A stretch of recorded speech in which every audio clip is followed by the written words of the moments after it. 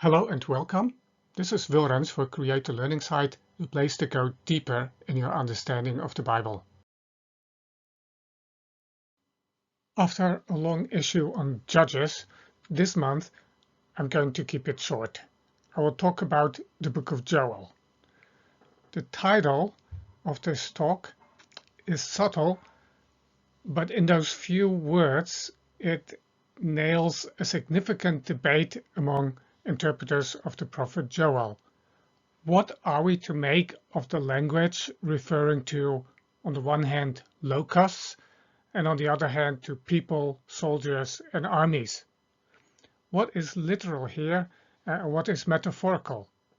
Was Judah invaded by a literal army that is compared to locusts, or was it invaded by a swarm of locusts that is compared to an invading army? First, I need to clarify the structure of Joel so that we can focus on the part of the book where locust terminology plays a role. There are two ways to divide the book. One is to split the book at its turning point in Joel 2:18, where God responds to the supplications and repentance of his people. Much of what follows from this point on is directly spoken by God himself in the I form, and its content is mainly a promise of restoration, which includes judgment on the nations who have oppressed Israel. It is also possible to see the main division in Joel 2 verse 28. From here on, Joel zooms or telescopes into the distant future.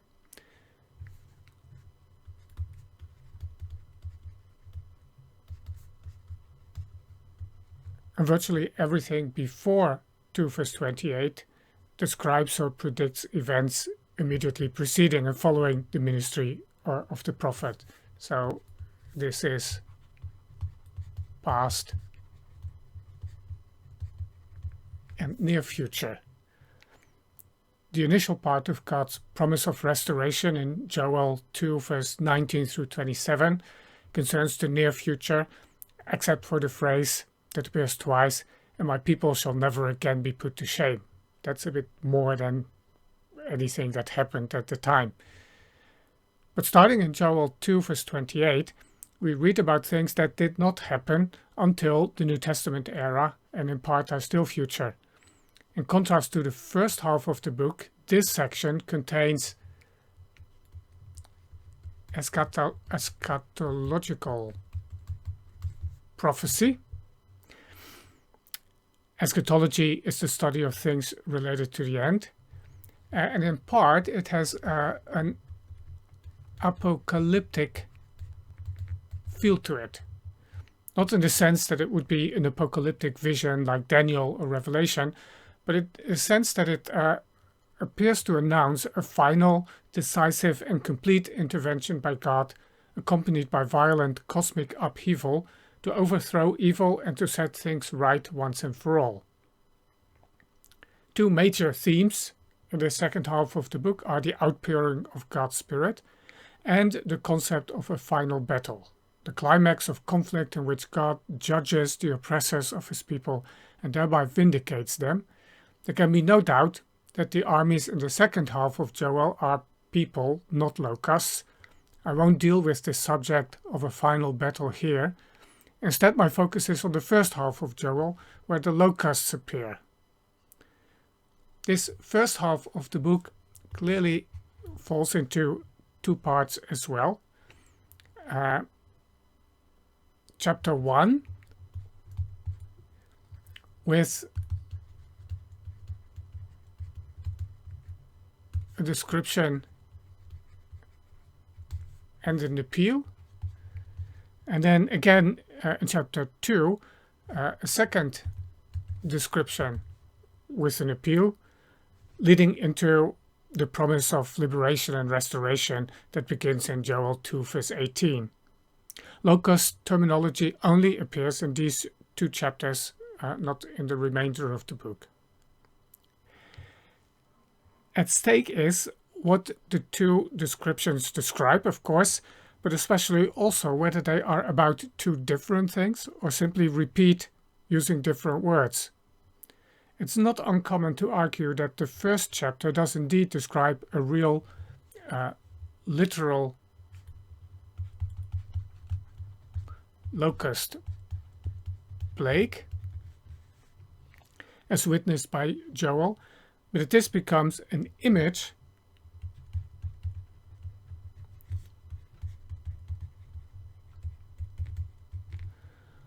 of a coming military invasion, still future, when Joel writes, presumably by the Assyrians and perhaps by the Babylonians, although it was only the Assyrian forces that were destroyed and removed from the land in 701 BC. So is this how we are to understand it?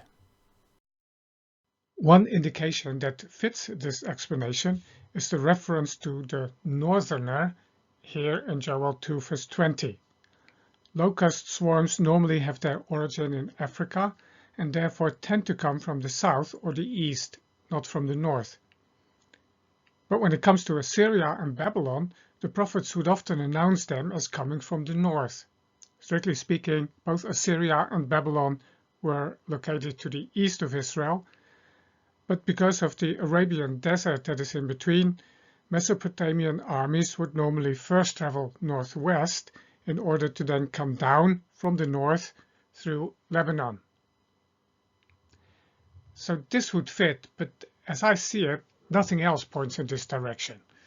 Not even the continuation of Joel 2 verse 20, where the invading army is driven into a parched and desolate land, into the eastern sea, that's presumably the Dead Sea, and into the western sea, that's the Mediterranean. It's easier to imagine this happening to locusts than to soldiers. Everything else in these first two chapters in Joel points to locusts as well. They first appear in Joel 1 verse 4, where 4 different Hebrew words are used to refer to them, and the exact same 4 words reappear in Joel 2 verse 25, which you read here, where they are also identified as God's great army. However, what they have done to the land, both in 1 verse 4 and in 2 verse 25, is that they have eaten its vegetation and crops, not killed its inhabitants. Throughout chapter 1 and 2, they destroy the land as if a fire moved through, but they are never described as killing anyone. This is not an army of, in quotation marks, locusts. This is an army, in quotation marks, of locusts. Joel 1 verse 6 does refer to them as a nation, but they have teeth like lion's teeth, and they have stripped the bark of vines and fig trees, in Joel 1 verse 7. Again, the land and the harvest have been destroyed, but the people are alive. Has this changed in chapter 2? Joel 2 verse 2 refers to them as a great and powerful people, and in 2 verse 7 and 8 they attack like soldiers and move in good order like a well-trained army. However, this implies that they are not soldiers, because one does not compare an army to an army. And again, it is the land that is destroyed, not its people, as it is transformed from Eden-like conditions to a desolate wilderness in 2 verse 3. Interestingly, Joel never states that the attackers act like locusts. Such a phrase is absent in the book, because they are locusts. They leap upon the city, they run upon the walls, they climb up into the houses, they enter through the windows like a thief. True, it is possible to interpret this as hyperbole, describing an army storming a city. But when locusts are on the move and the city is in their way, this quite literally describes how locusts will behave, especially if they are a new generation, recently hatched, not yet fully developed, and therefore not yet able to fly. In that case, chapter 1 and 2 do indeed describe distinct things rather than repeat the same in different words, namely two successive stages of a locust plague. The first wave came in airborne, devastated the land and left its eggs behind. Once these hatched, the second wave started out on foot, destroying the reviving vegetation until they were ready to become airborne once again, literally darkening the sun and the moon, as stated in Joel 2 verse 10. That this is the right way to read Joel finds a fascinating confirmation in an article by John Whiting that appeared in National Geographic magazine in December 1915. On the website, by the way, at wilrens.org, there is a link included to a Google Drive folder that includes scanned images of the article. It describes a locust plague that devastated Palestine earlier that year. It matches the description in Joel in amazing detail, including the surprising observation that this swarm came into Palestine from the northeast, not from the south. Soon after arriving, the locusts laid eggs in the soil and died. The article describes how the eggs hatched and the locusts, initially wingless, started on their march, clearing the fields of everything green. Just as in Joel, they were not stopped by walls or other hindrances.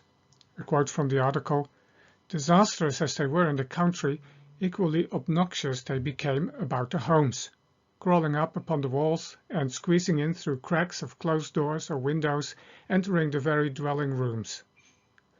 After some weeks, the locusts went through their final metamorphosis and afterwards were able to fly. Eventually, the west wind carried them off into the desert and into the Dead Sea, where many perished. The resulting stench was horrific. Clearly, then, there is a better explanation for the relationship between Joel 1 and Joel 2 than to postulate first a locust plague, then an army. Both chapters describe a locust plague, but there is progression. The two chapters describe two distinct stages in the development of such a plague.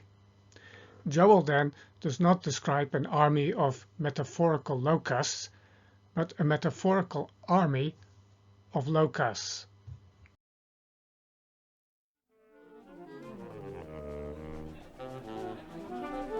The show will be starting in just a few moments. Thank you for your patience.